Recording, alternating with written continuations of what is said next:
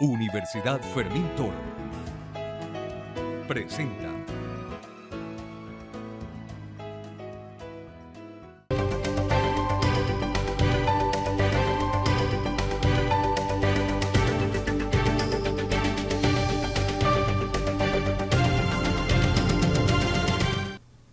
Muy buenos días, bienvenidos a Aula Abierta, una producción de UFT Televisión. Hoy con un programa bien interesante. Tendremos como invitado al politólogo Dorian González, profesor de la Universidad Fermín Toro, especialista en branding política, marketing político, comunicación política, a su vez también con estudios en filosofía política, y hoy hablaremos de un tema por lo demás bien interesante. Hablaremos acerca de lo que es la ciudadanía. ¿Cuál es ese concepto de ciudadanía? ¿Por qué hablamos de un ciudadano comprometido? ¿Qué diferencias tiene ese concepto de ciudadanía con otro concepto que escuchamos siempre, que es lo que llamamos pueblo? Eso lo hablaremos el día de hoy, como digo, con mi invitado, el profesor Dorian González. Dorian, bienvenido a Aula Abierta. Muchas gracias.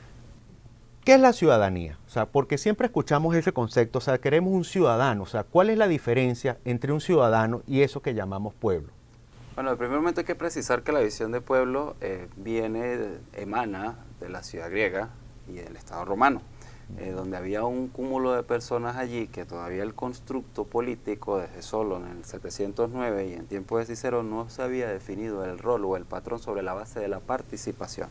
Es Aristóteles el primero que define al ciudadano como aquel que se vincula a los asuntos públicos y le da una carga de moralidad bien alta. Cicerón posteriormente jerarquiza por la ciudad romana, por la necesidad de jerarquizar jurídicamente la sociedad por lo vasto del imperio, jerarquizó los condicionamientos jurídicos para tener la cualidad de ciudadano. Entonces, lo primero que tenemos que extraer de allí es que ser ciudadano tiene características cualitativas.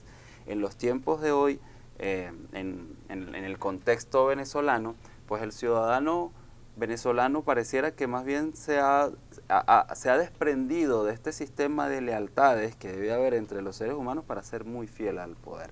Entonces, una diferencia en el contexto venezolano, es que como perdimos esa cualidad de identificarnos como seres humanos de un mismo entorno, que nos unen rasgos de nacionalidad, que nos unen propósitos comunes, para ser un poco más fieles al poder. Entonces queda en entredicho la visión de ciudadano. La visión de pueblo también tiene un anclaje en la Edad Media, donde a los ojos del rey, pues todo el mundo era súbdito.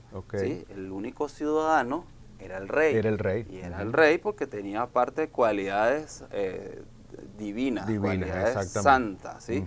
Entonces, parte de la construcción del cristianismo, hasta que Hobbes, Locke y Rousseau desmitifican, acompañados del positivismo kantiano, sacan a Dios del centro de la sociedad, meten al hombre en el centro de la sociedad, le dan elementos más, no tan jurídicos, sino más políticos a la concepción del Estado, y por ende el ciudadano cobra otra cualidad, es decir, el Estado tiene sentido en tanto y en cuanto sirve a sus ciudadanos, y sus ciudadanos tienen sentido en tanto y en cuanto construyen el Estado. Ahora, cuando hablamos de ese elemento, ya que hablamos de ya aquí básicamente dos elementos, tanto el ciudadano como el Estado. Vemos entonces que el Estado le otorga deberes y derechos a ese ciudadano. Ahora, ¿cómo cumple el ciudadano con el Estado? O a su vez también vale la otra parte de la pregunta, Dorian, ¿cómo debería en este caso cumplir el Estado con el ciudadano? Podemos tomarlo como un punto de comparación entre los dos últimos paradigmas que estamos viviendo en Venezuela. La democracia formal, que emana del estudio de la Constitución de 1961, que es representativa y que en el capítulo de la participación política establece que los ciudadanos pueden participar en los asuntos públicos solo a través de los partidos políticos. En función de esto, pues el Estado está creó una dinámica para fortalecer a las instituciones políticas, a los partidos políticos, con el ánimo de darle sostenibilidad a la democracia. El paradigma que estamos viviendo a partir de la Constitución de 1999 horizontaliza un poco más las relaciones.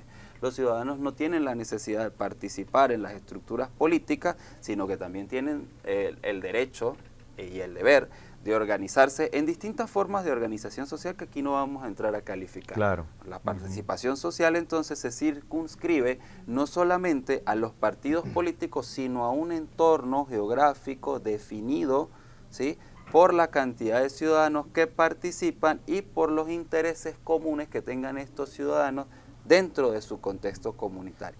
Se aleja la percepción de participación política del ciudadano en los asuntos nacionales para traducirlo en la participación social articulada o organizada de los ciudadanos en su contexto. O sea que aquí entraría el elemento de lo que podríamos llamar también la afiliación, o sea, porque no solamente la participación sería en el contexto, digamos, que circunscribe el espacio geográfico que pudiera ser, digamos, la Junta de Condominio, la Asociación de Vecinos, el Consejo Comunal, sino también incluso, podríamos decirlo de alguna manera, hasta los clubes sociales. Exacto, hay caracteres de redarquía allí, de adocracia.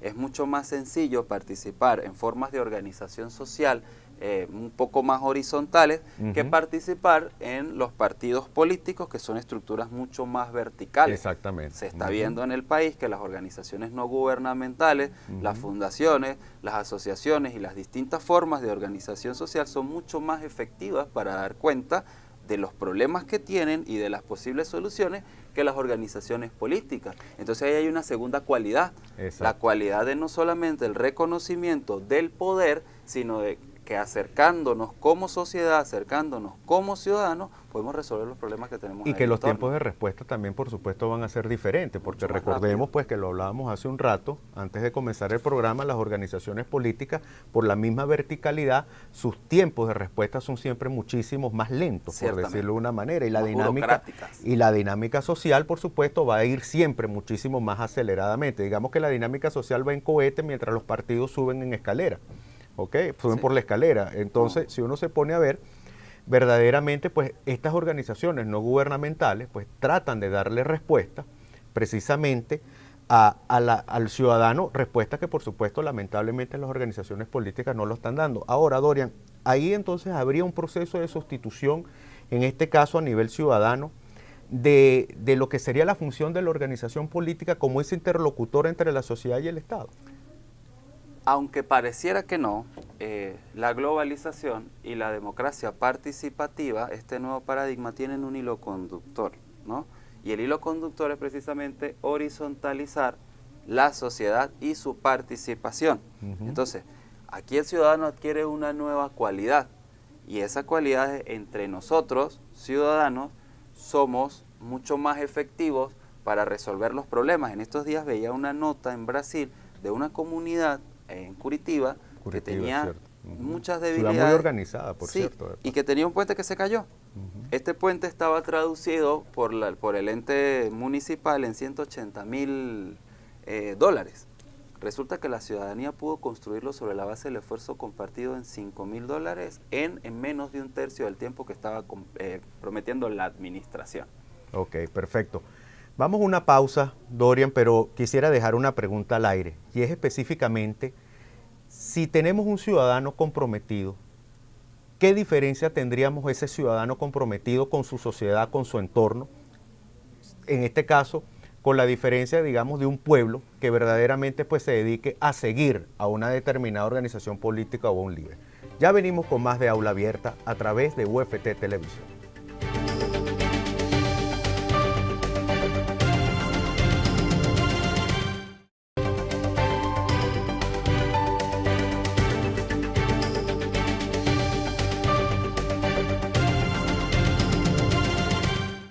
Y volvemos con Aula Abierta, hoy hablando de un tema muy importante, la ciudadanía, con el profesor Dorian González. Dorian, hacíamos una pregunta para dejarla en el aire y hablamos acerca del compromiso del punto de vista ciudadano, o sea, ese ciudadano comprometido que tiene deberes pero también derechos. O sea, ¿qué diferencia tiene ese ciudadano con un concepto, digamos, de pueblo, donde vemos el pueblo, pues, digamos, ya supeditado a seguir a un líder o una organización política? ¿Qué diferencia existe entre estos dos elementos? Bueno, de primer momento establecer que los mecanismos de participación y que las organizaciones con fines políticos han trabajado mucho por tratar de suprimir esos elementos de ciudadanía. Un ciudadano no es solamente responsable en tanto y en cuanto evidencia su entorno, sino en tanto y en cuanto es capaz de exigir información de lo que se está haciendo con los recursos que él está aportando para mantener el Estado, el aparato estatal. Un ciudadano no es solamente alguien que se limita a ejercer el voto en el momento en que lo convocan, o un ciudadano no es solamente aquel que va a un proceso de concentración o a una marcha o a escuchar un mitin político. Un ciudadano está comprometido básicamente con su entorno, con la realidad que lo rodea. Y en función de eso, pues, sobre esta jerarquía de la que hablábamos, pues desarrolla algunos mecanismos para poder acceder a soluciones que definan el bien común. El pueblo tiene otras características. El pueblo es acólito, sigue sin decir, sin manifestar, es silente, se expresa única y exclusivamente sobre la base del voto, y en el caso venezolano hoy con corsés doctrinarios bien específicos, bien definidos, que limitan la capacidad del ciudadano y exacerban la capacidad del seguidor, del que sigue y no pregunta si está bien, si está mal, sino que yo tengo que seguir porque esta es la doctrina, tomarme como un potaje y que me resuelve los problemas. Y esa lealtad, por supuesto, para él representará algún tipo de dividendo, ¿no? Por supuesto, también se trata de un tema de estatus. Hoy básicamente en Venezuela la conflictividad social que estamos viviendo tiene sus raíces inmersas en la pérdida del estatus propia de las escasas posibilidades económicas que tiene el gobierno nacional. Cada quien defiende su estatus, indistintamente que vivamos en una sociedad que tiene características colectivas. Por supuesto que las condiciones económicas tienen parámetros muy individuales. Y como tienen parámetros muy individuales, pues la percepción del ciudadano ha venido variando en función de sus expectativas, de sus intereses y del contexto que los rodea, fundamentalmente. Ahora, hay una cuestión, profesor Dorian, que en los últimos años, sobre todo, se ha venido sucediendo, y es específicamente eso que ocurre fuera de nuestras fronteras, pero que directa o indirectamente siempre nos va a afectar a nosotros. Hablaríamos entonces de una ciudadanía global hoy en día. Sí, esa es otra de las características que se desprende del proceso de la globalización, es decir, el Internet nos da la oportunidad de comunicarnos en tiempo real, y no solamente comunicarnos, sino evaluar experiencias. El método comparado hoy es lo más fácil que existe dentro de las ciencias sociales, porque desde el Internet tú puedes revisar experiencias no solamente en obras, no solamente en procesos estructurales, sino en qué están haciendo otros ciudadanos en el mundo, para que a su vez tú puedas traducir todas estas expectativas en acciones dentro de tu círculo social. Entonces, efectivamente, más allá de las fronteras territoriales y bajo los conceptos y parámetros de la soberanía, el ciudadano tiene la oportunidad de interconectarse, de interrelacionarse, y eso nos hace habitantes del mundo en tanto en cuanto reconocemos la realidad del otro, entendemos los procesos por los cuales están desarrollando ciertos elementos de empoderamiento ciudadano, sus procesos de organización, sus procesos de articulación y los fines que este proceso de organización y articulación está siguiendo según la perspectiva del ciudadano.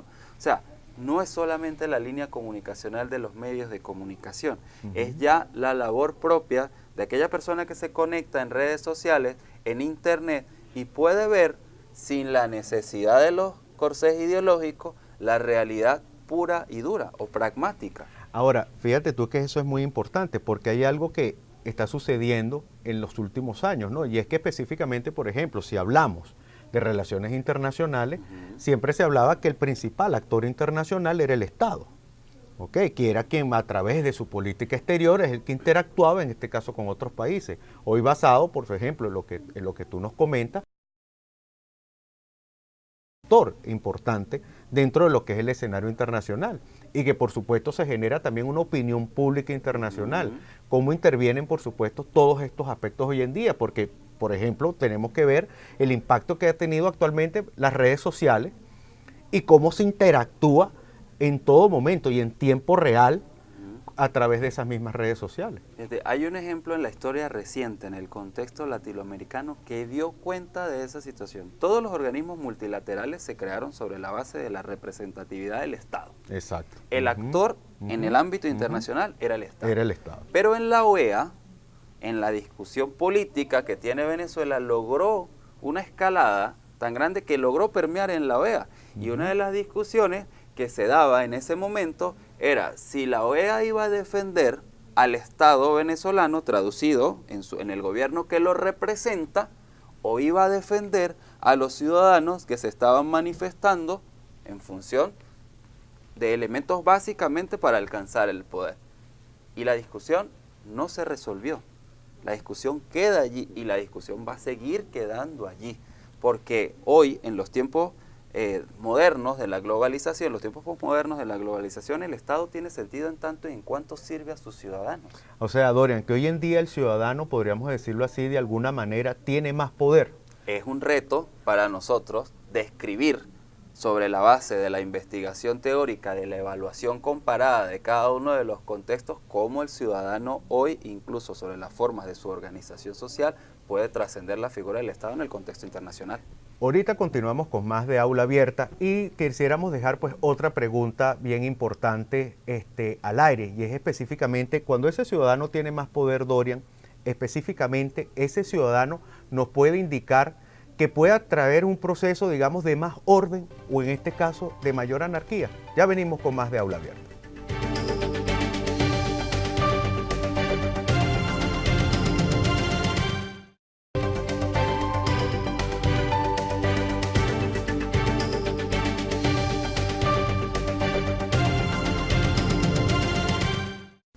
Y volvemos con Aula Abierta, hoy conversando con el profesor Dorian González, hablando de un tema importantísimo, la ciudadanía. Y quedamos una pregunta en el aire.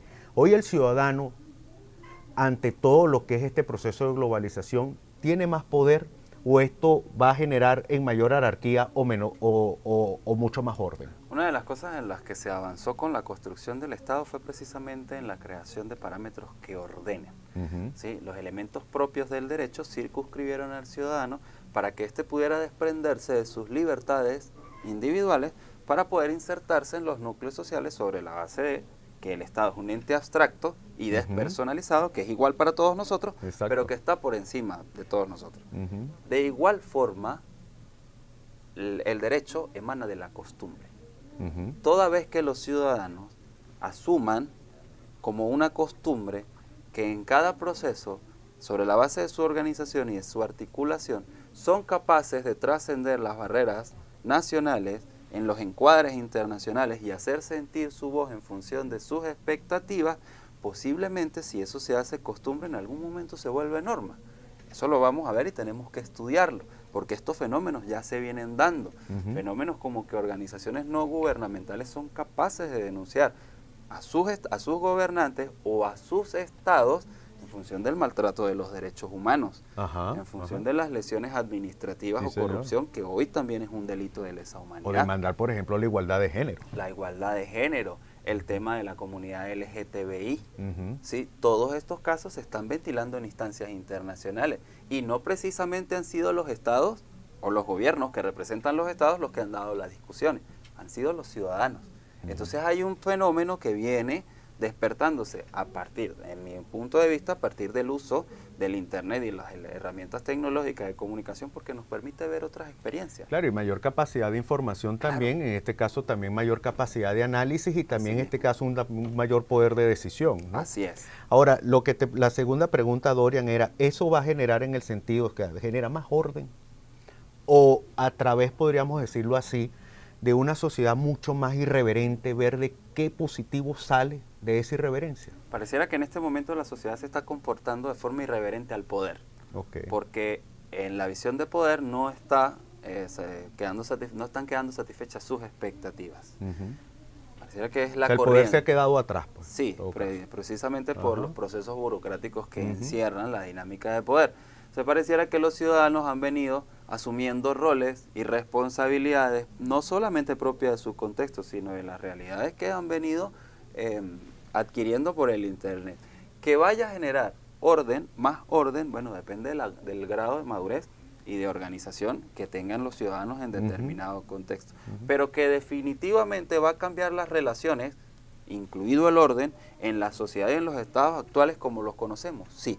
Entonces quiere decir que los ciudadanos hoy representan un reto para esa superestructura que se llama Estado, para estos elementos jurídicos hoy que dan forma al Estado y que necesariamente vamos a tener que ir adecuando y que debe estudiarse para no tomar decisiones digamos, que puedan más bien perjudicar este proceso de ciudadanos empoderados en función de sus expectativas. Considera Dorian González en este caso de que estamos viviendo en este momento una historia viva, es decir, estamos viviendo un momento de transformación muy importante y para algunos, pues podríamos decirlo así, que nuestras generaciones son privilegiadas porque estamos viendo actualmente todo ese proceso de transformación que de repente va a asignar un nuevo siglo con unos nuevos estándares, digamos, de estructuras de poder, de conformación social, etcétera. ¿Consideras tú que eso es así?